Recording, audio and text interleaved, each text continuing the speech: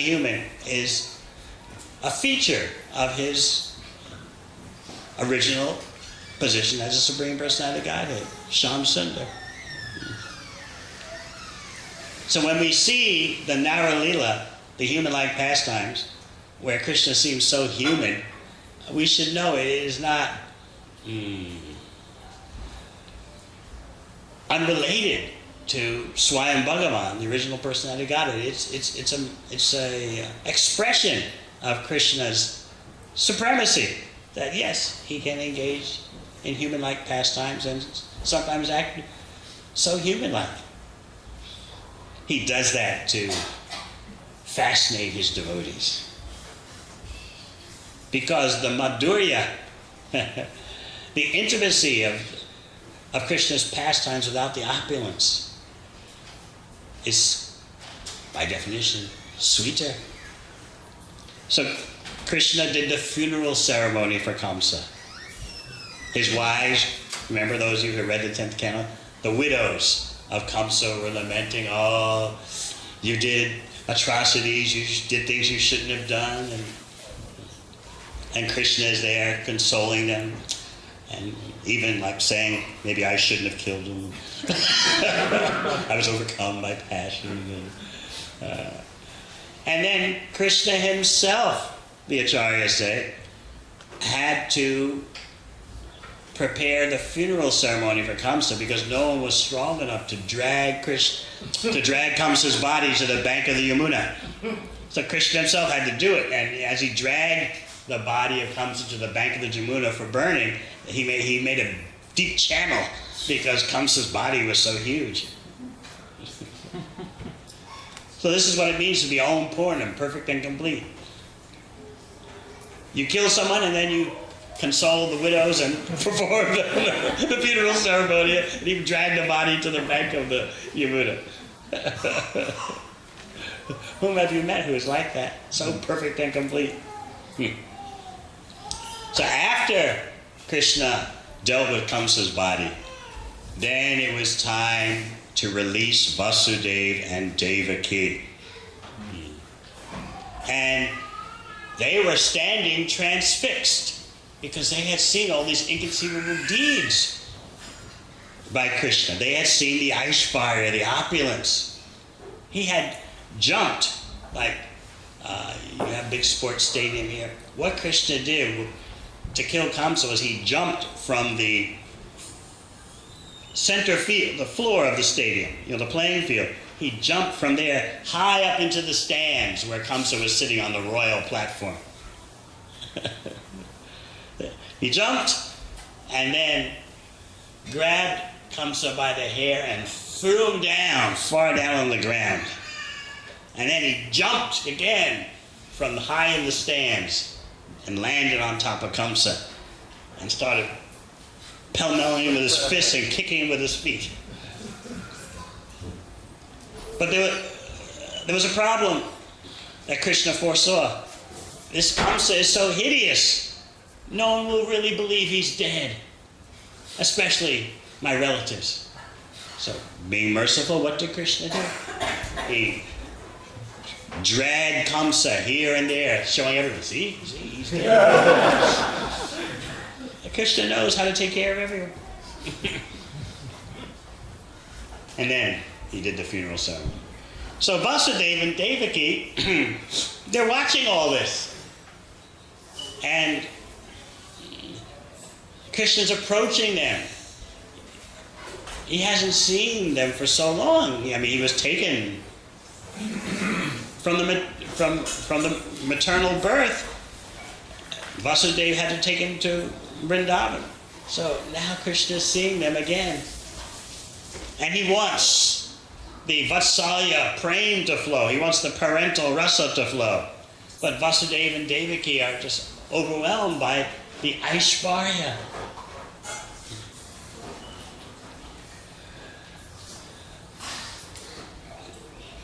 They've seen Krishna act as God, so they can't embrace him. On the other hand, they can't treat him as their son. So they're just like a locked up computer. They're just caught in the middle. All right, he's God. Should we offer our pranams? No, but you don't offer pranams to your children. Any parents here do that? No. You don't offer obeisances or respects to your children. That wasn't going to do. We can't. Is he God? Is he our son? We've seen that he's God. Then again, they were stuck. Krishna wanted to experience the Vatsalya prema, the parental love. So he had to work on this situation. Because Krishna is the supreme enjoyer. He wants the best love, and he always gets the best love. So he began speaking. Oh mother, oh father. Actually, he said father first. Father is considered, from the Vedic cultural point of view, more important. I regret that Balaram and I could not spend our childhood years with you. We caused you so much anxiety by being away. I regret. This way, Krishna starting to play on their heartstrings. It's natural for children to grow up with their parents. It's natural for the parents to enjoy the presence of the children. And it's natural that the children are pampered by the parents. But we didn't experience that. Why? Oh mother, oh father. He says it twice. Oh mother, oh father. Just work it in. Why couldn't we experience the bliss of childhood years with you? It's because we are not independent. This was the way fate is meant to be. Here is Jagadishwar talking like, Balaram and I are not independent. We're all playthings in the hands of fate. Normally, he said, we should be condemned. And he recited Kula Dharma, family Dharma. If the children are capable of taking care of their parents, but don't, this is a great sin. They'll go to the hell where they have to have their flesh eaten. And if the parents are capable of taking care of the children, but don't, that's also sinful. So, in other words, Balaram and I are aware of this Dharma, but what could be done? We were afraid of Kamsa.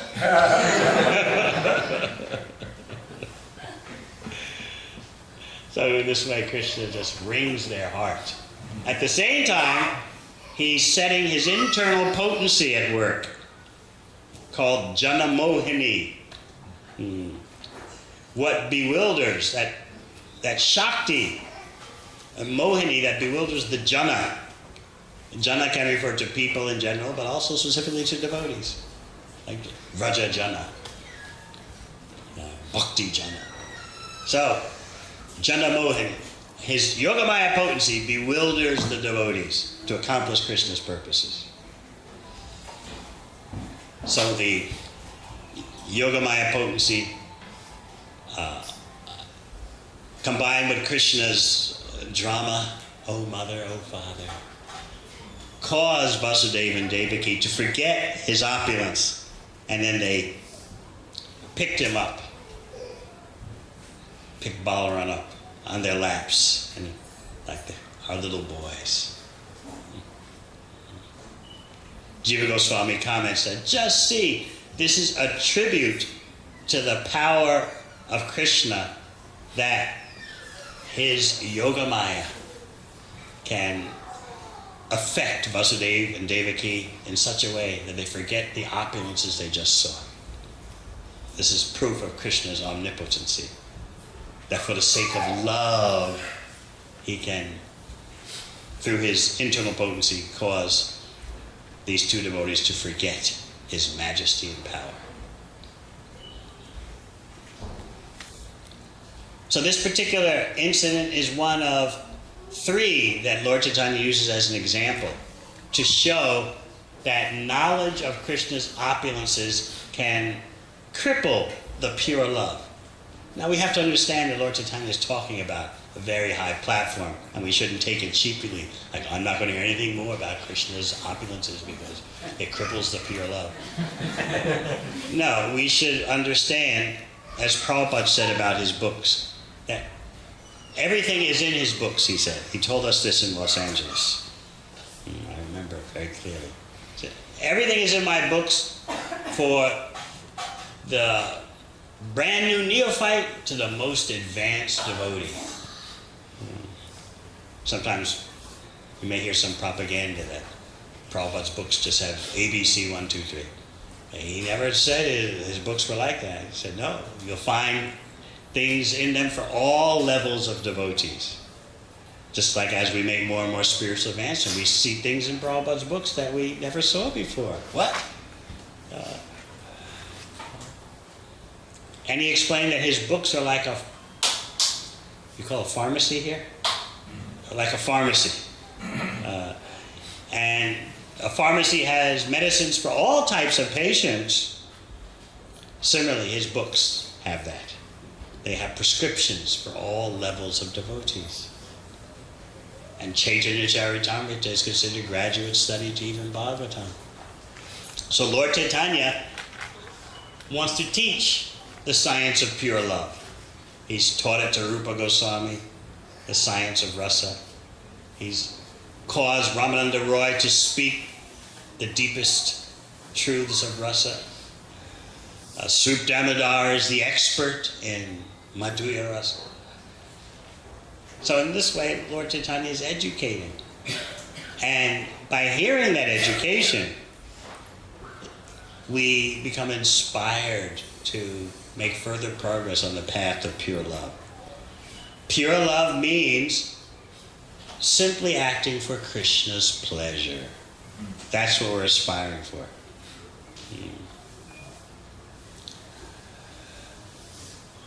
Sometimes we're spot on, sometimes we're wide of the mark, but we're trying, just like you see children. If they have good parents and they're good children, they try to please the parents. Sometimes they, get confused, or sometimes they seem to not know what they're doing, but they're trying, and the parents appreciate that. Certainly Krishna appreciates our efforts. Sometimes we have this notion that Krishna is very hard-hearted and he's made bhakti so difficult. No, Krishna relishes the sincere offerings of the devotees. One example I always tell. I remember I was, I think I was 5 years old. And it was 1 week before Christmas. So my mother gave me $1 to go buy Christmas presents for the family. Now, that was back in a time when the New York City subway cost 15 cents. And Mars or Snicker bar cost 5 cents. And 16 ounces of Coca-Cola cost 15 cents. So $1 was big. So I remember I walked to the neighborhood pharmacy, and I was 5 years old. I told the shopkeeper, I'm here to buy presents for my family. He said, oh, how much money do you have? I said, $1. I said, wow, it's big. So he got into it, This is back in the 50s, when neighbors were neighbors and you knew who your neighbors were, I couldn't do any mischief in the neighborhood because none of the mothers worked. Even though they're middle class, no mothers worked. They're all at home with the kids. So if you did something wrong 2 blocks away, your mother would find out. You remember those days? So the shopkeeper at the pharmacy was very nice. Oh, you have $1. I'll show you what you can buy. So I ended up getting, for 25 cents, one powder puff for my mother. Ladies use, they dip it in some makeup powder and they dab on their face. What do you call it? Powder puff, okay. And for my father, I got a pack of 5 razor blades. And with the money left over, I got my sister a ballpoint pen. And so then Christmas Day came and everyone's opening the presents under the Christmas tree. And my father would open his gift with the razor blades. "Oh, son, just what I needed." Oh, it's amazing how practical you are. Mother would open hers. "A powder puff." Oh. My sister would open, a ballpoint pen. Oh, just the color of pen that I wanted. So the parents are encouraging the loving exchanges. So why, if tiny little jivas are like that, what about Krishna, the Supreme Personality of Godhead? Certainly, he's witnessing and relishing our attempts to try to please him purely. And we pray that our attempts will improve. And there's no limit for improvement. We never think, now I'm serving Krishna well enough. In Chaitanya Charitamrita, you'll read about one devotee, very exalted devotee, but he thought that he had mastered Bhagavatam, he had mastered the holy name, and he wanted Lord Chaitanya to hear his interpretations, his explanations of Bhagavatam and the holy name. This is a great devotee, but Lord Chaitanya spotted something in him. Pride. You think you know it all, and you think that you can surpass the predecessors. I don't want to hear it. So that devotee needed to make further progress. Even though he was such an exalted devotee that Lord Chaitanya, when he met him, he embraced him. But still, Mahaprabhu is the exemplar of pure love. As you know, he says that you're my worshipable Lord Krishna unconditionally, no matter how you treat me. This is something, of course, that we aspire to realize. When Bhaktivinoda Thakur says, "The troubles I undergo in bhakti are my greatest satisfactions." What? We think the greatest satisfaction will be if there are no troubles in serving Krishna, right? But no, Bhaktivinoda Thakur says the inconveniences, the ordeals I undergo in serving Krishna, that is my greatest satisfaction. That's my joy. How can you say that without love?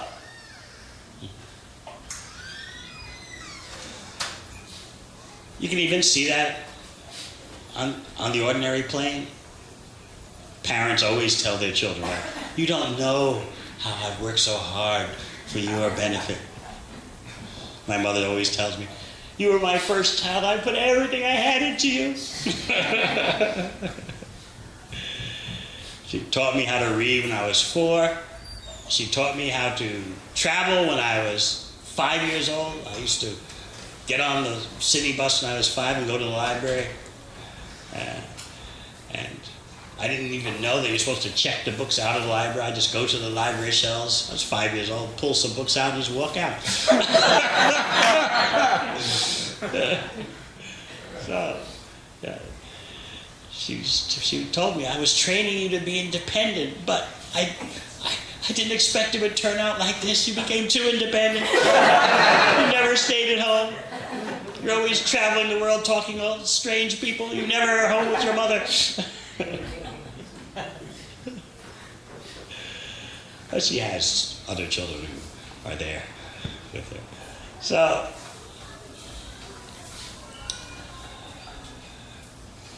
you can see that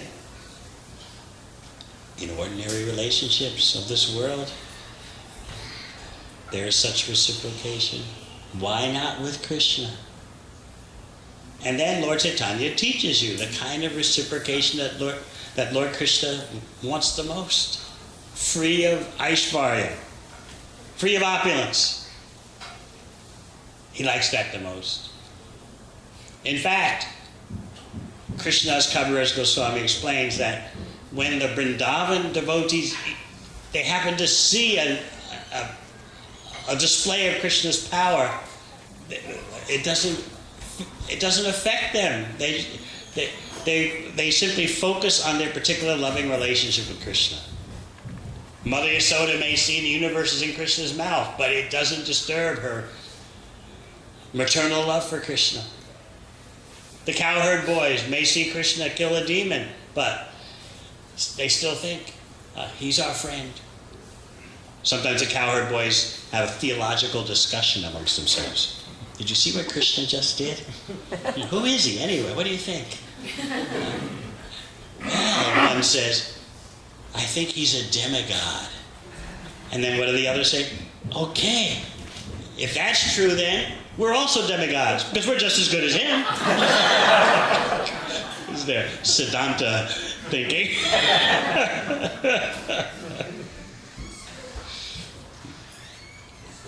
So hearing about the pure love of Krishna's pure devotees inspires us that I don't care how many lifetimes it takes, this is the standard I want for my life. When you hear about Srila Prabhupada's total dedication, making the ultimate sacrifice for the upliftment of the world. Hearing about that sacrifice, that human story, human in that he's a person and he's going through ordeals, that story inspires us. It's the human story that always motivates everyone the most. It's like in the car on the way here. I was listening. I asked Beta Sar about his story. I was shocked at what I heard. How do you run away from home when you're 5 years old and join and go to Mayapur Dham when you live, far away on the Tibet-Assam border or something, and you run away with your 7-year-old brother, wind up in Mayapur? What's going on here? So when we hear those stories,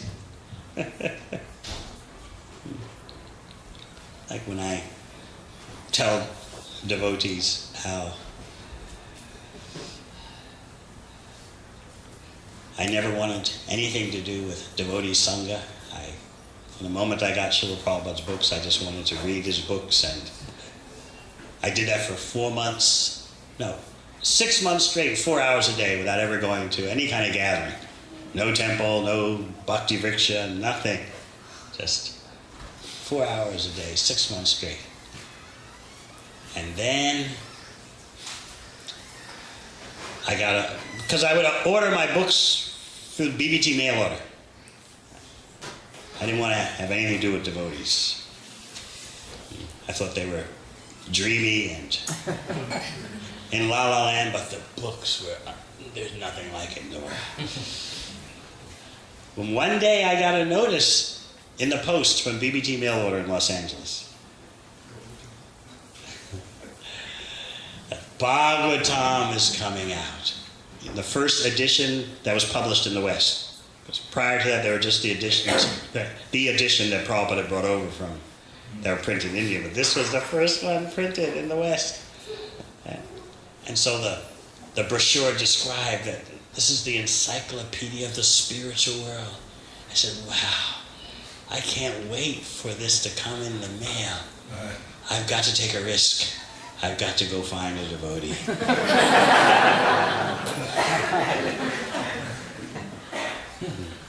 So I went to this big bus terminal in New York, Port Authority. Thousands of people racing through at all times. I knew that there would be a devotee there. So I saw this Mataji. She was standing in the middle of the bus station floor and surrounded by thousands of people racing this way, that way. So I Wanted to see if she would stop me. So I walked past her once, walked past her twice.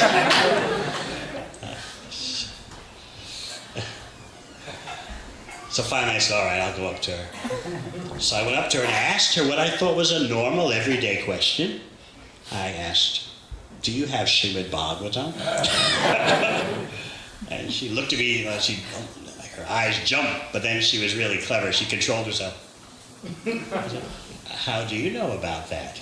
I said, never mind. I'm not here to answer any questions. I just want to know, do you have the book or not? No, tell it. How do you know about Srimad Bhagavatam? I tried to tell her, I don't want to talk. But she kept me engaged in the conversation. And then she said, it's about 15 minutes into the conversation. Yeah. I think you've got money. I said, no, I don't have any money. Of course I was lying. We are trying to get a new building in New York. It's going to have everything that you would like. This new building is going to have a theater, a restaurant. It's going to have a library. It'll be the consummate facility for you to drop by and visit. I said, well, it sounds really good, but, I just don't give money for anything. I said, I've never given charity in my life, and I'm not about to start now. She kept on and on. Finally, I said what I thought would be what would finish things off. I said, look, I'll leave it to you in my will. I was 21, I didn't have any will. And she just immediately pointed out, you don't have a will. And then finally, after a half hour, I said, look, even if I wanted to give you money, it's at my father's house, uptown, Manhattan, so that's that, She said, let's go. I said, unbelievable. She accompanied me onto the subway. There she is, Back then, the ladies, because the devotees hadn't started going to India yet, so the ladies didn't have nice saris. So if you were a married lady, you wore like a yellow bed sheet and a gray hoodie. And if you were a single lady, you wore a pink bed sheet. Remember? So she was married, so she had on the yellow bed sheet with a gray hoodie sweatshirt, and so I was thinking, what's my family going to say when I, walk in the door with someone looking like this? So I told her, you stay downstairs. It was like a 60-story apartment building. I said, you wait downstairs, and I'll go up. I'll go get, the money. So I came down with and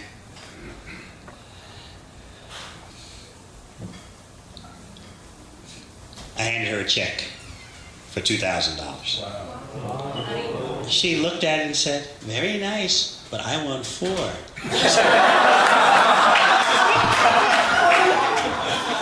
a minute. I'm 21 years old, Just, a few months out of university, and, I never given anyone a penny in charity in my life. I give her a check for $2,000 and she wants 4. I couldn't dissuade her. I tried, and then I distinctly remember Super Soul tricking me. I distinctly remember that.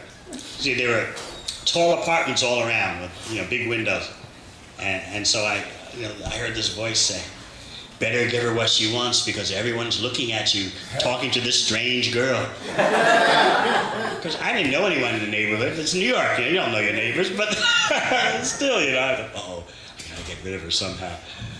So I went upstairs on the elevator, came down with another check for $4,000. So then 2 weeks later, I was passing through the bus terminal on my way to visit someone at the university.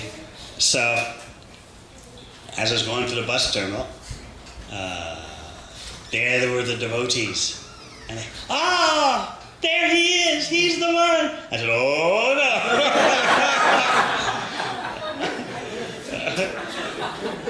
But, these were Sankirtan devotees, and so they latched on to me and they made their presentation again. Come on, let's go up to your father's house.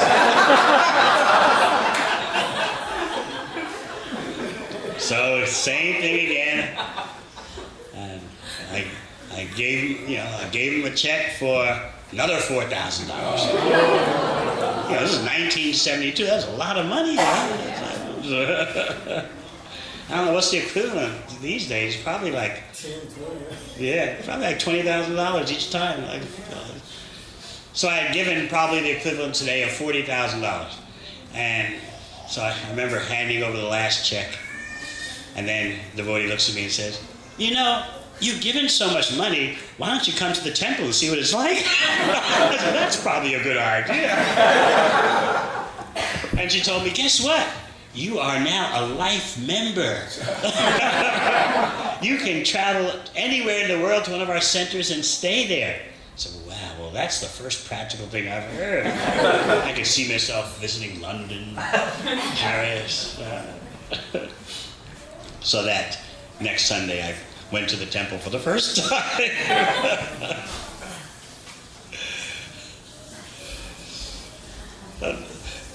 It was the knowledge of Krishna that attracted me. I had never read anything like Bhagavad Gita as it is, a Krishna book. And unbeknownst to me, that knowledge was transforming me. So that same transcendental potency is at work now. We want to revive the distribution of Prabhupada's books in North America. Some of you have seen our Vaisheshika Prabhu's book, Our Family Business. Yeah. Yes. He was asking me, because I was staying with him at his house in San Francisco, and he's asking me, oh, you're going to Atlanta. Do you think it'll be right there? Do they want to distribute books? What should I tell him? Yes. Everybody, please let him know.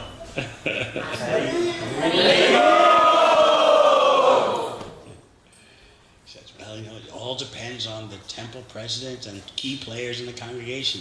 If they want it, okay. If they don't, well, it's going to make things very difficult. So that's part of my personal story, showing, in the case of a very contaminated person, the active potency of Bhagavad Gita and Srimad Bhagavatam. I could tell more of the story, but I don't want to keep you too late. But when I... A little bit more. All right. 2 months before I got my first book of Srila Prabhupada's, the one that caused me to order all his books from BBT mail order, 2 months before, my last month at Yale, I was preparing for my finals. My roommate was preparing for his finals. And in order to get relief from the intense studies, we decided to turn on the TV. But because we were Yale students, we would not watch TV in the normal way. We had to distinguish ourselves from the masses. So we watched TV with the volume turned all the way down, and then we would speculate on what was happening. And this way we showed our pedigree, our superior status. So the volume was turned down, and all of a sudden we saw on the screen these strange-looking persons, ladies wearing saris, and men with shaved heads, and wearing funny clothes. So I remember telling my roommate, we gotta turn up the volume. I can't figure out who these aliens are.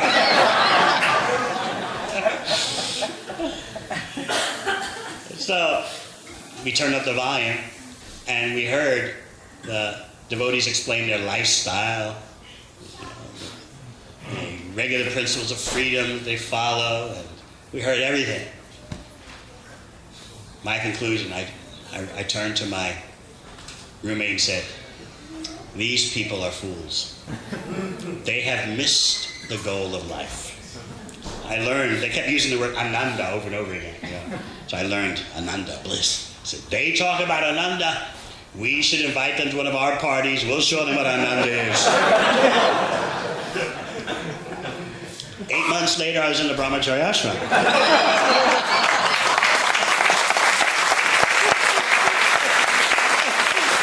What happened? Well, just 1 month after I said that, I met a devotee on the street, and I purchased some literature, and then I started for 6 months reading 4 hours a day, getting the books from Los Angeles, from the mail order, because I didn't want to have anything to do with devotees. So, remember when Krishna says, Nahi Jnanena Sadrusam, nothing compares to this transcendental knowledge. It's the mature fruit of mysticism. When we use the word mysticism, it's not like in a vague kind of psychic power way. Mysticism means what can transform your existence from material to pure devotional. That is the real mysticism.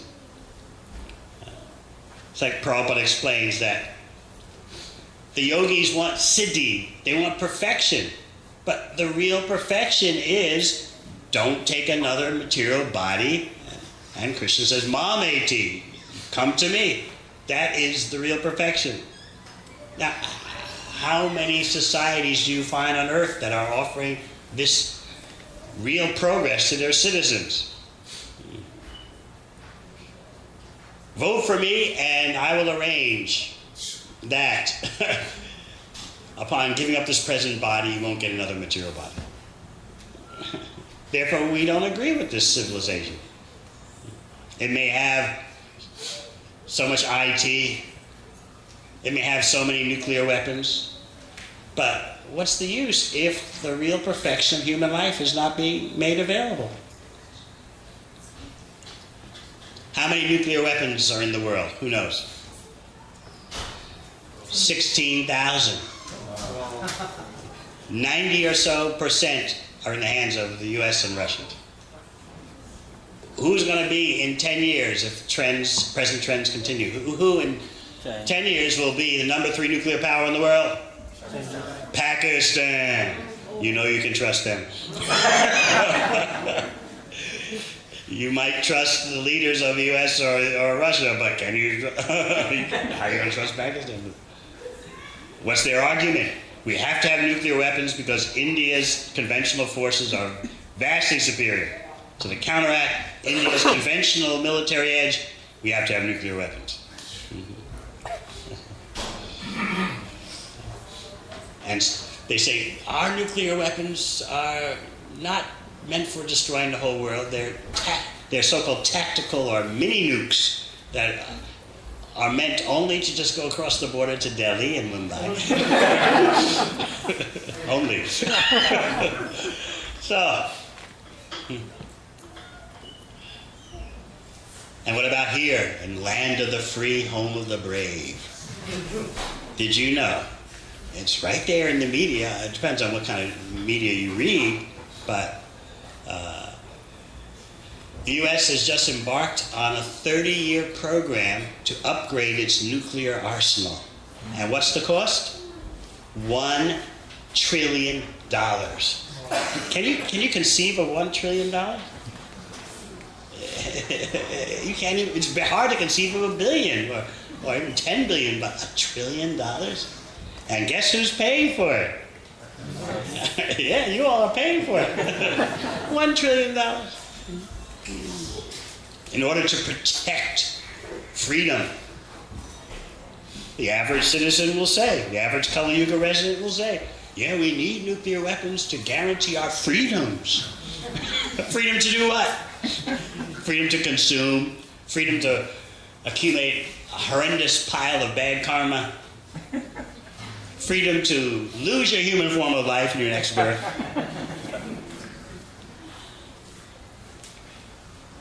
So, and it's competition. So U.S. is upgrading their nuclear arsenal. Russians have to strike back. What do they say? They leaked, supposedly leaked, but actually they were, just doing it broadcasting for intimidation purposes. We have a new submarine drone that can go through the water, and it's a drone, and it stops right at the edge of coastal cities and explodes in such a way that there's no nuclear blast that destroys everything. No, it's the radiation that will cloud the city, make it uninhabitable for years while leaving the city intact. It's advancement, isn't it? What does Krishna say in Bhagavad Gita? Shayaya Jagato Hita. These technological inventions are not for the progress of the world. It's for the world's destruction. And Prabhupada warns us in the purport, don't think these weapons are to bring peace. Lord, you got to be nuts to think that. So we protest this kind of civilization. We may have to work in it, but still we protest it. We say it is not presenting the real goal of human life. In fact, it's interfering with the real goal of human life.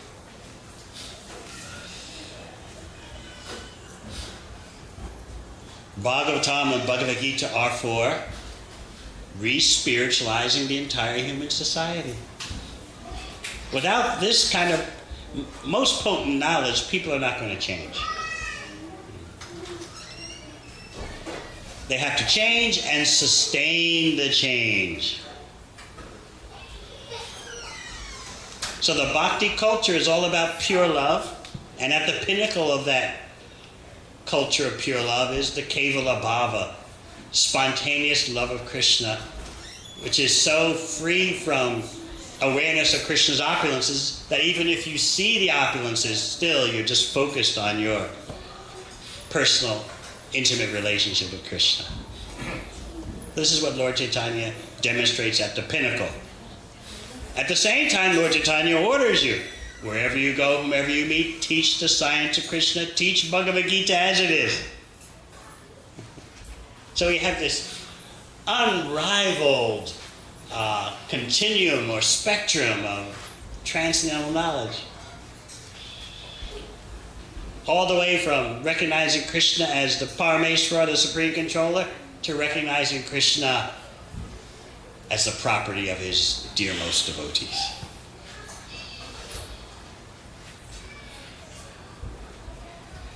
All right, are there any questions? Maybe Balabhadra who has comments. Jiki Mahita Guru, you have comments. Any other God brothers, God sisters I've neglected? Yes. What was your first book of Srila Prabhupada that you read? And what was actually the very first thing that did you?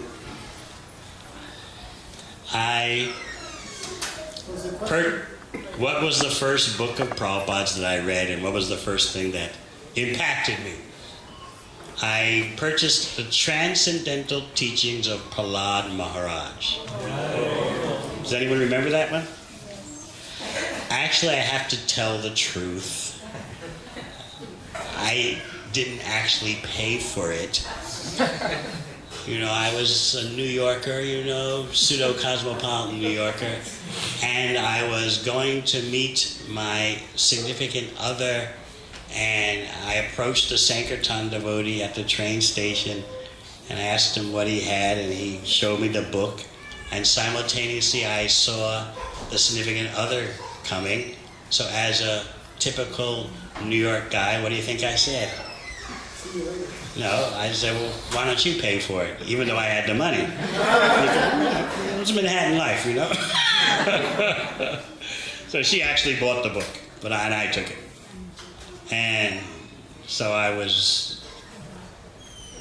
reading the book, and I got to page 2, where Prahlad Maharaj explains that the taste of sense gratification is the same in any species of life.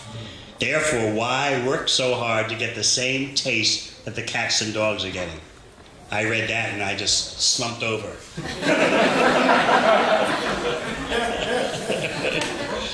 Prabhupada just demolished me.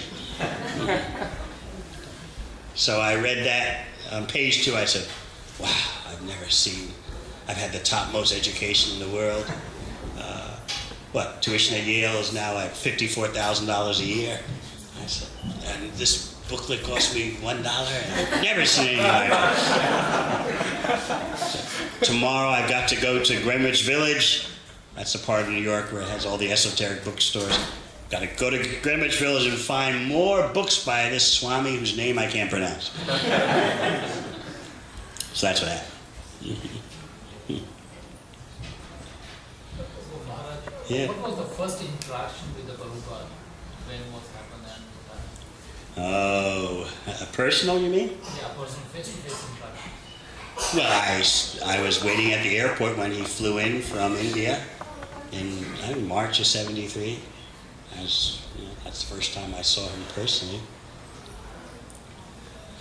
The second time, well, it's kind of personal. I was not like Vedasar, running away to Mayapur Dham. I was 5.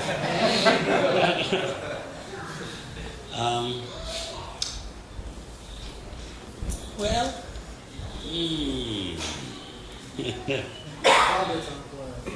huh?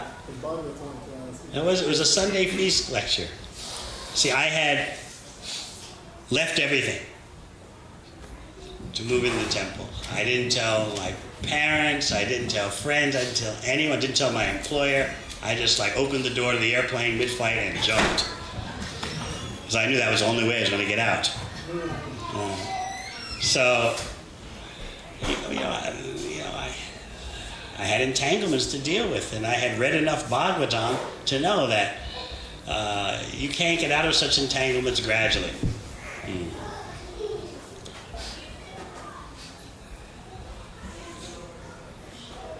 I mean, Shiki Mahiti, in his inimitable way, blurted out something in the beginning.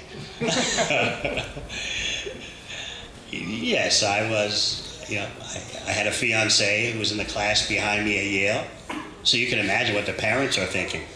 Wow, it doesn't get any better than this. Our son is a success. He's going to marry a success. Wow. But I was reading Prabhupada's books and I wanted something else. So I just walked away from everything without, saying a word to anyone. I just disappeared. But my greatest fear was that this young lady would come to the temple and work her powers on me. She had a lot of shakti, So I prayed to Radha Govinda, the deities in New York. Please get me out of this one, and I promise you never again. So 2 weeks later, Prabhupada comes. So there I am, sitting in front of Prabhupada, closer than this gentleman is to me. I'm just sitting right in front of Prabhupada, and Prabhupada's lecturing, I'm just soaking it all up. And all of a sudden I feel a tap on my shoulder. I look, and there she is. But while this is going on, Prabhupada is thundering. If you're optimistic about material life, you're an animal. Only an animal is optimistic about material life. He's roaring, he's thundering. Like the whole universe is shaking. So I felt this tap on my shoulder, and I looked back. There she is. And I turned right back to Prabhupada without blinking an eye. But I still could sense she was practically bursting out crying in the middle of the lecture, like, what's going on here? He doesn't even recognize me. He doesn't even blink an eye. So Prabhupada was thundering, if you're a human being, you must be pessimistic. So then I sensed that she got up and left. And all of a sudden Prabhupada changed his demeanor and started smiling and saying, in Krishna consciousness, everything is optimistic.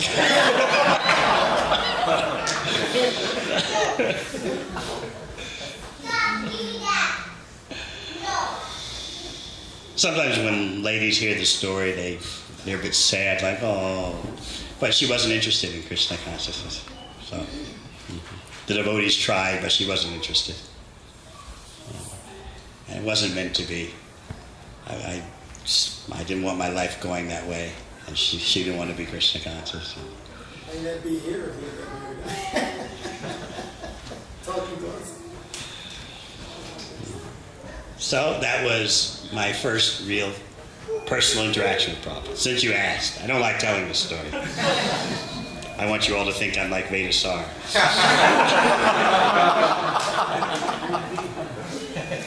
Or like Balabhadra, who always looking pious and always looking, theistic at the very minimum. No. Yes. Maharaj, you mentioned an interesting point. I'm just trying to understand this, which is devotees, when they become spiritually advanced, the more advanced they become, the more inadequate they feel in terms of like they haven't reached the ultimate goal. Even when you ask them such questions, they always answer as though they have not reached it. So is there